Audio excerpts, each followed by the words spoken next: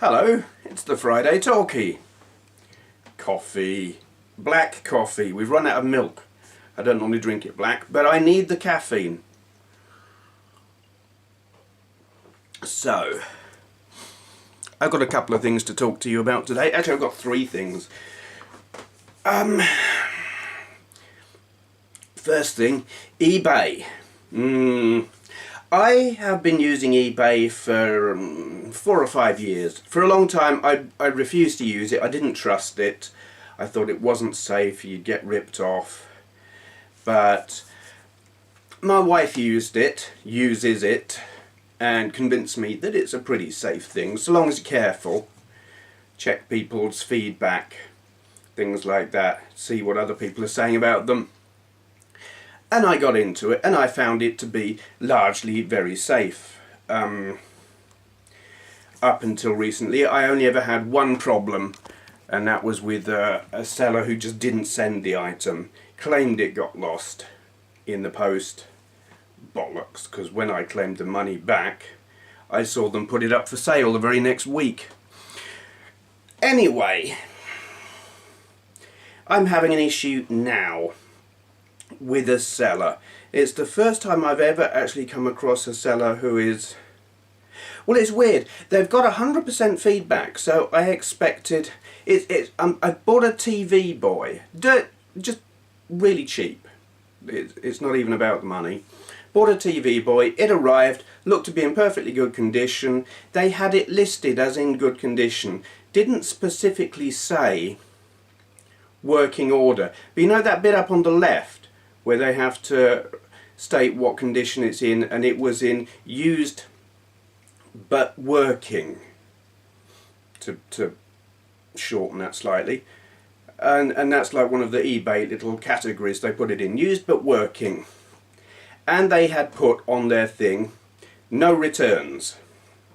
Well, I thought that's fine, I don't want to send it back. I know what they're like, I know they're a bit naff. I won't open it up, think, oh that's rubbish, and want to send it back. So no returns, no problem.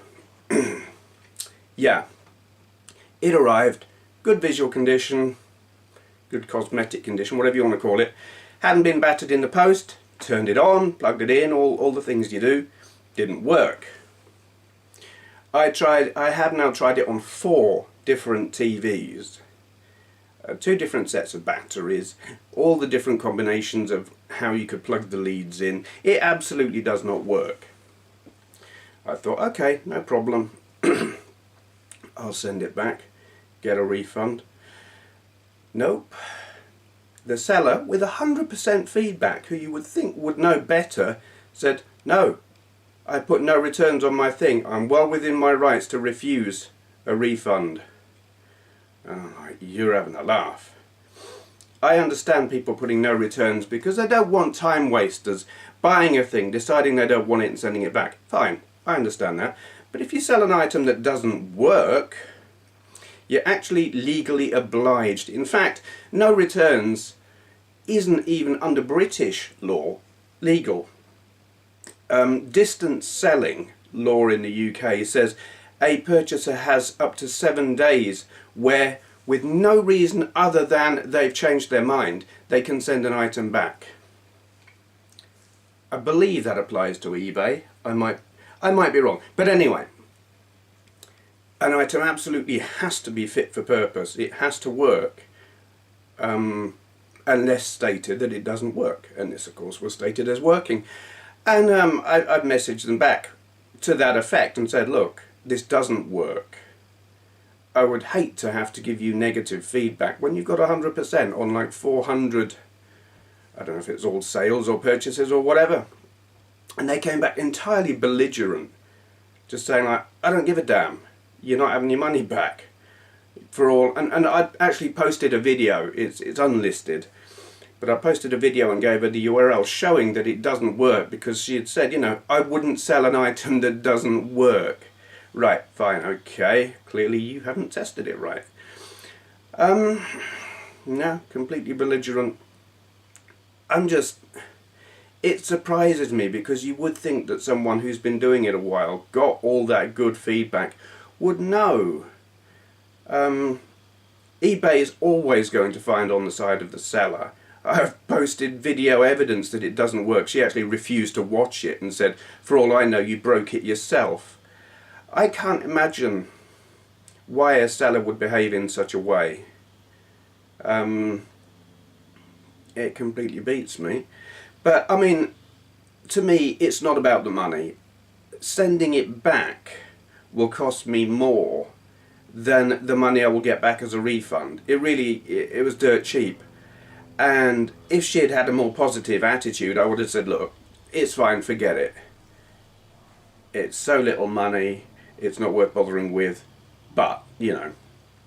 But no, absolutely belligerent. So it's become a matter of principle now. I have raised a dispute. I'm going to wait and see what eBay conclude with the dispute. But yes, there will be some negative feedback going in there. So yes, my question, have you had any bad experiences with eBay, with sellers behaving in an unreasonable manner, that kind of thing? It's my first actually really annoying experience where a seller has been belligerent.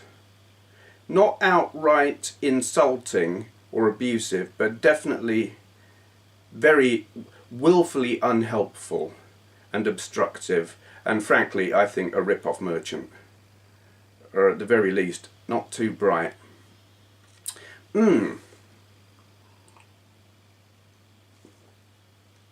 Okay, moving on. I don't know if it's a tag. Am I going to call this a tag? I don't know. It's I'm responding to a video by retrosofer. Does a backlog of games annoy you? That's the question he asks. Link down there to his video.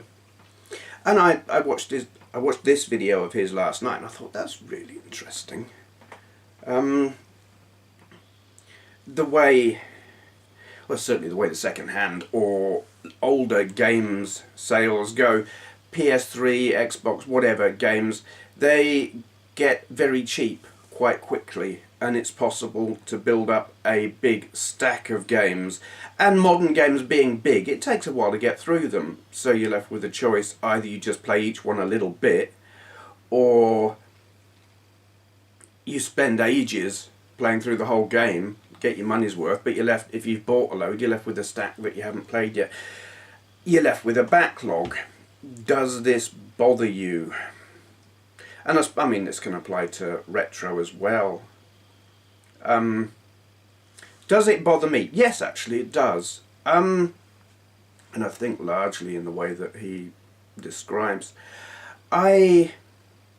Sometimes I will be out and I will see a game in, say, Wilkinson's. They sometimes sell PS3 games, and they sell them cheap. And some of them are halfway decent games. I bought Biohazard. Is it Biohazard or Bioshock? God, I can't remember. One of those is the Japanese name for Resident Evil, and I can't remember which is which. Anyway, that one where you're like a dead person in a diver suit kind of thing.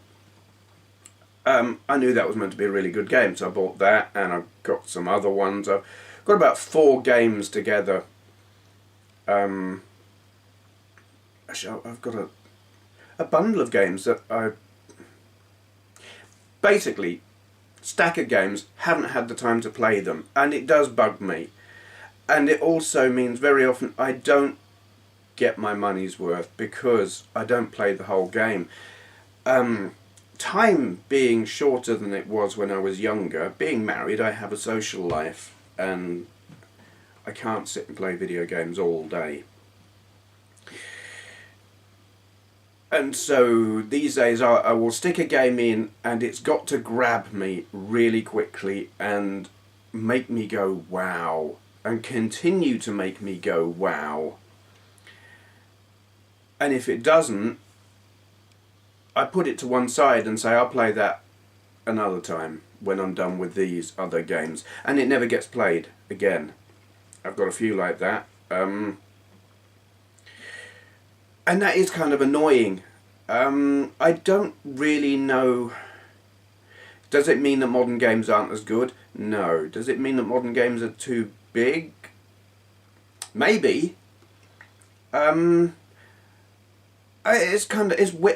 Totally goes against what I said quite recently, actually, about make them bigger, make them better, make us want to play them longer, something like that. But a longer game isn't necessarily a good thing if it's not brilliant. And they have to be brilliant to hold my attention. It's like Red Dead Redemption. Loved it. It held me for several weeks, held my attention, and I played it a lot. And then I got distracted by other games.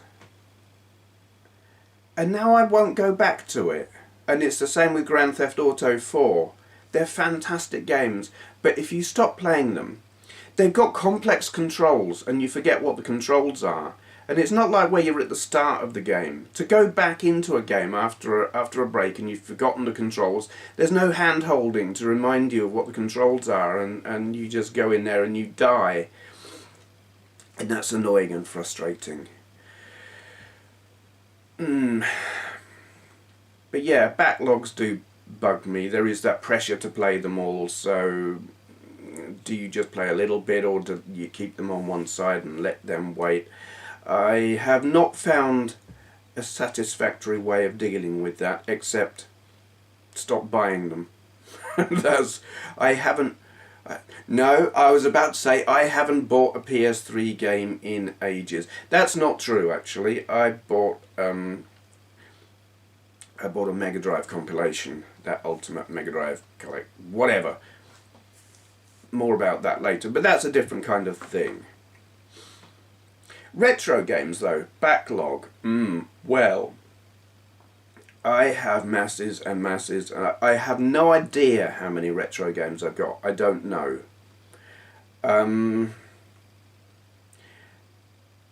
How do I define backlog? Because there are lots that I've got that I haven't played. I feel, and this I think is pressure I'm putting on myself, it's not coming from the outside. When I get given games, I feel, I'm always incredibly grateful when people give me games. And I feel the need to do them justice. If someone's gone to the trouble of giving me these games, I feel I've got to make videos of them. And I always make videos of at least some of them. And I put pressure on myself there. I absolutely is no one who's giving me games putting pressure on me to make videos of them. I know that. I put the pressure on myself. And it's silly on my part. Is that the door or a dog? No, it's a cat clawing the sofa to bits. Yay. Yeah, but I do feel this. I've got masses of games that I've been given that I haven't yet made videos of, and I sit there and I think I should do those and I should do those and this one and that one.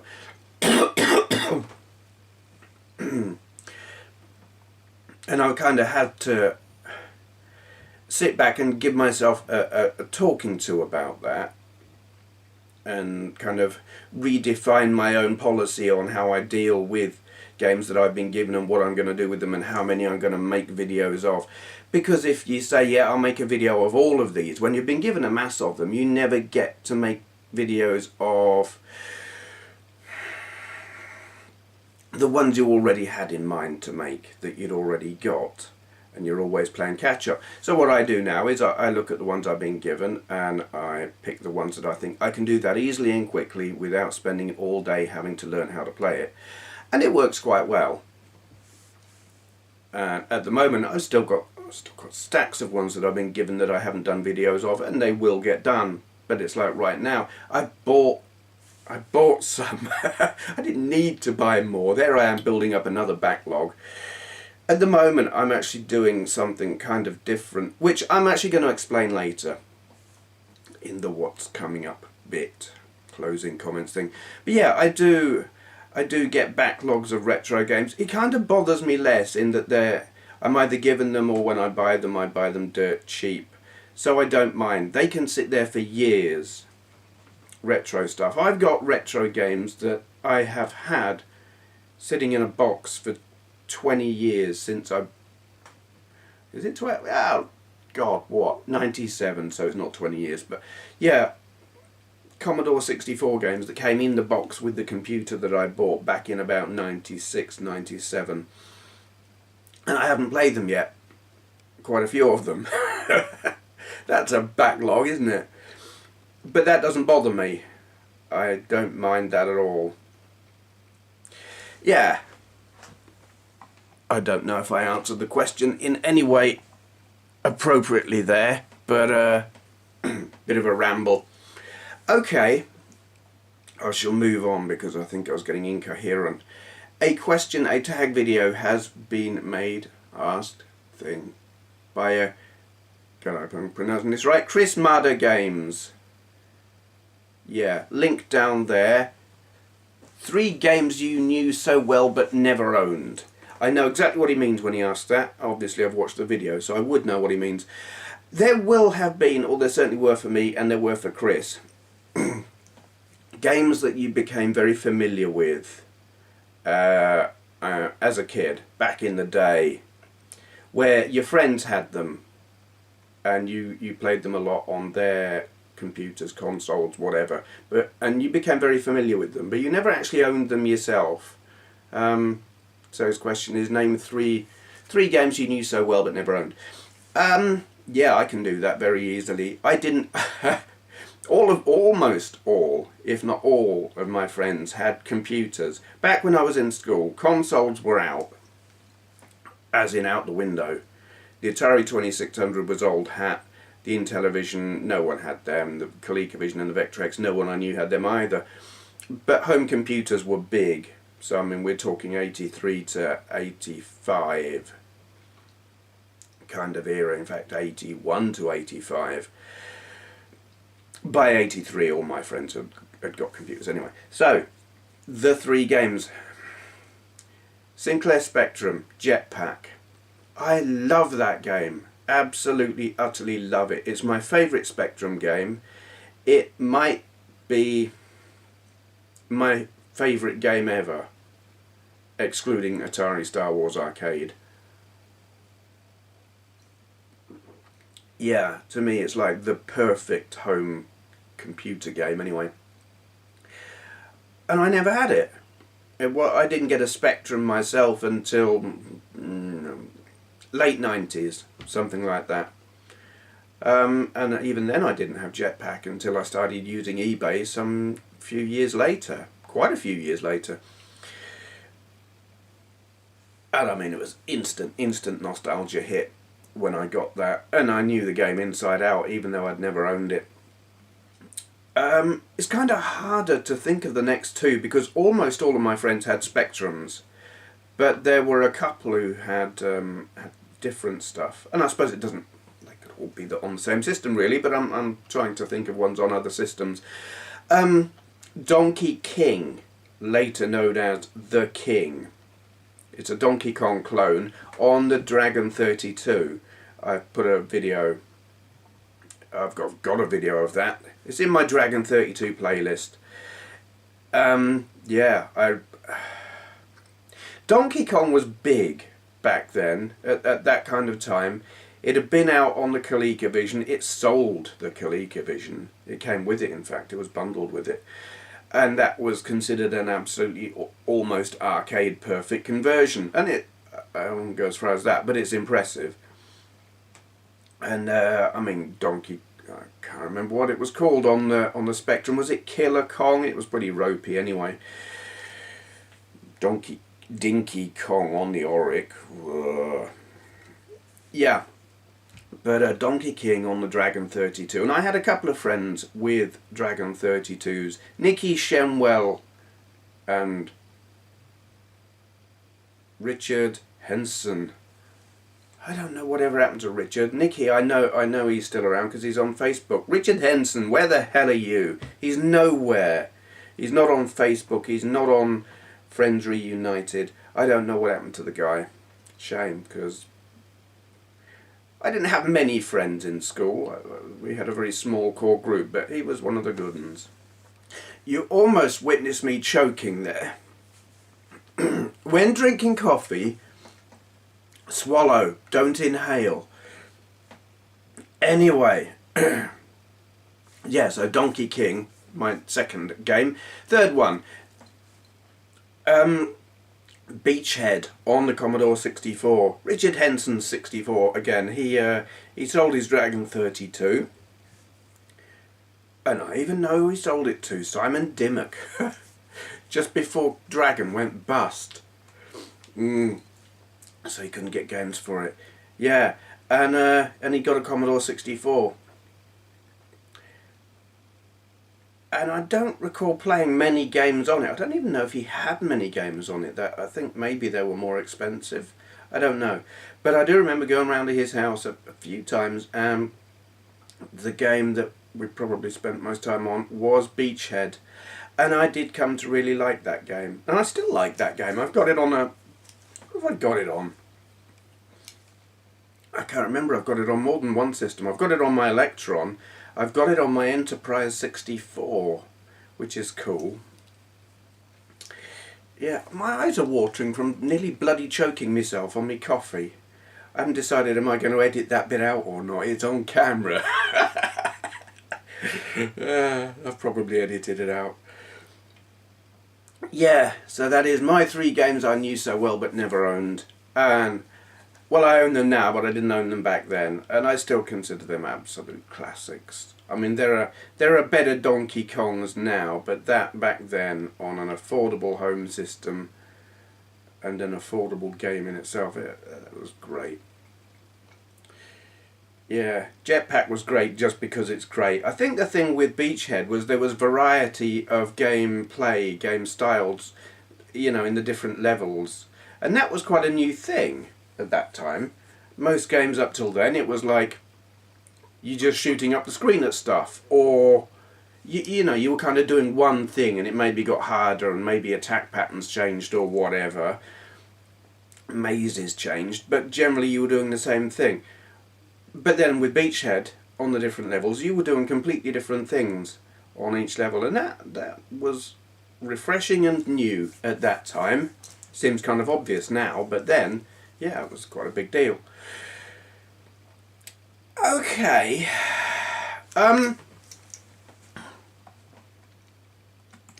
This is the point where I would normally turn my camera around and give you a shout out of one particular channel.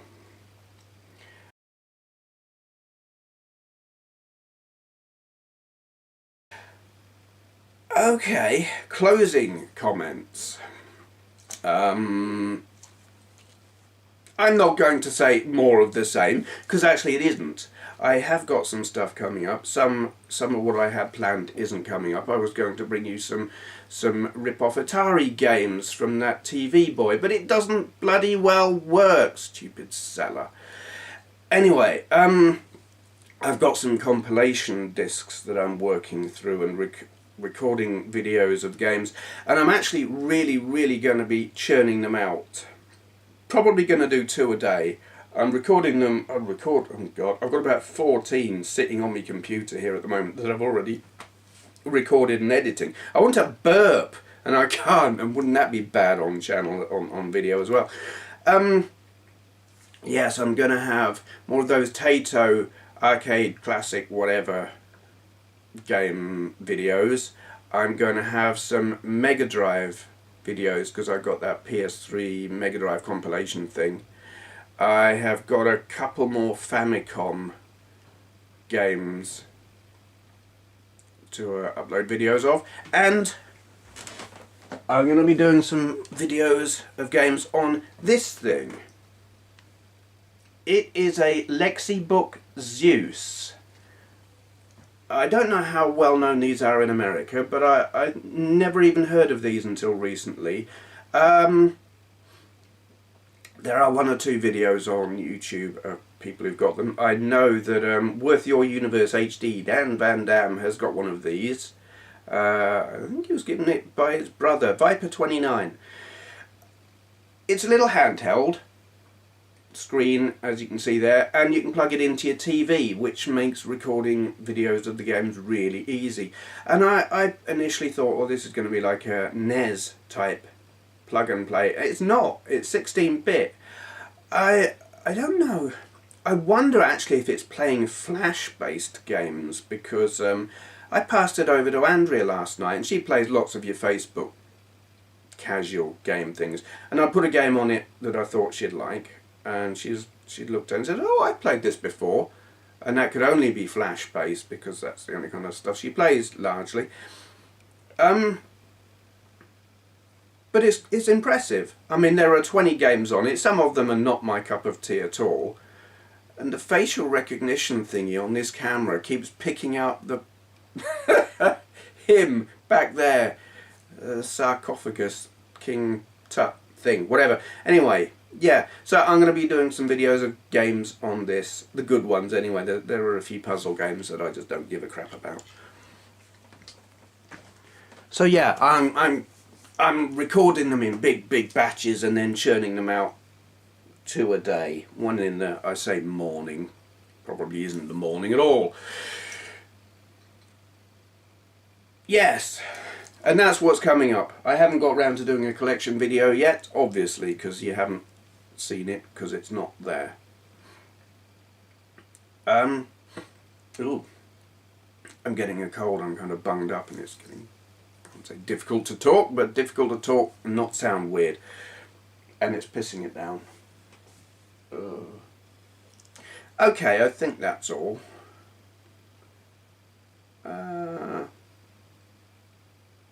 Yeah. What's coming up? Lots of videos. That's what's coming up. Okay then, shutting up now. Thank you for watching.